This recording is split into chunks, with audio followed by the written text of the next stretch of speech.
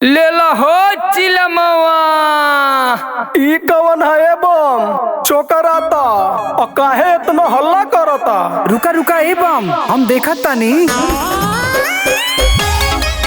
का हो ई का बेचा तारा? चिलमवा लेला हाथ मार दे।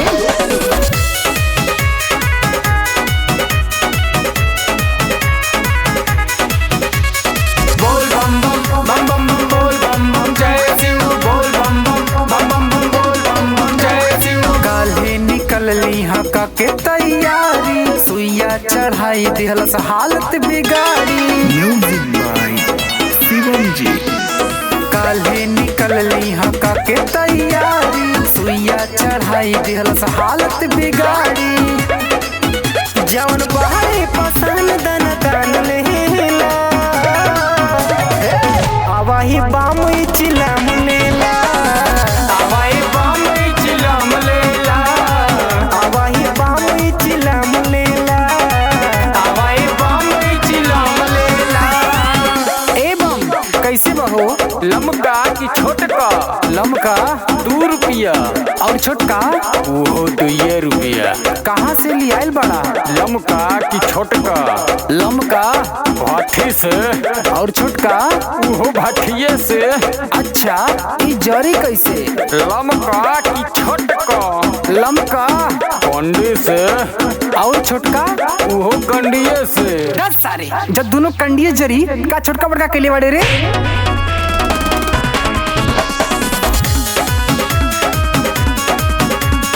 सुनीला एकरा से होला बीमारी, ई तो दिही हमर सेहत बिगाड़ी। लेला हो चिलमवा। हाथ मार दे। लेला के एकरा से मिलेला एनर्जी, ले बाकी ना याद तू हर मर्जी। खाला ठेला बायापन पसंद लेला, आवाही बाम चिलम लेला। आवाई बम चिलम लेला। आवाही बाम चिलम लेला। आवाई बम चिलम लेला। अच्छा तई कैसे काम करी? लमका की छोटका लमका लोहे लोहे और छोटका वो लहे लहे। अच्छा तो एकर नुकसान का है? केको लमका की छोटका? अरे हैया लमका के कौनो ना खसबा आ हसबा और छोटका के आ येहू में खसबा हसबा। घात मारती।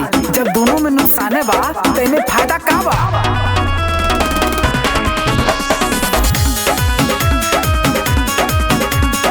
एके जे पियबा मुगन रहबा, सुइया चढ़ाई दाना दाना चढ़बा।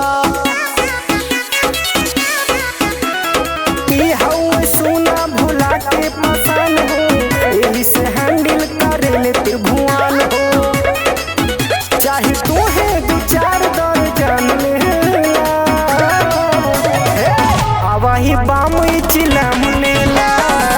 आवाई बम चिलम लेला। आवाही बाम चिलम लेला। आवाई बम चिलम लेला। अच्छा लावत दइए दा। ला इधर आ बम बम कर।